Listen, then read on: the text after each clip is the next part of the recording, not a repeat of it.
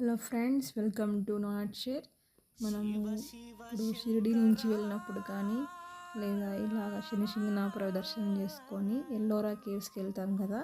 Ellora caves నుంచి just 1 kilometre డిస్టెన్స్లోనే మనకు కృష్ణేశ్వర జ్యోతిర్లింగం అది కనిపిస్తుంది. ఈ 12వ జ్యోతిర్లింగము అక్కడే ఎల్లోరా కేవ్స్కి దగ్గరలోనే హోటల్ కైలాస్ అనేది ఉంది, రెస్టారెంట్ అన్నమాట. చాలా బాగుంది. ఇంకో ట్రై చేసేయండి. ఇది కృష్ణ అనే ఒక ఆమె ప్రతిరోజు ఒక 101 శివలింగాలకి అభిషేకం చేసి పూజ చేస్తుందంట. ఆమె భక్తికి మెచ్చి దేవుడు వాళ్ళ కొడుకు ప్రాబ్లం వచ్చినప్పుడు కూడా దేవుడు మళ్ళీ ఆమెని బతికిస్తాడు.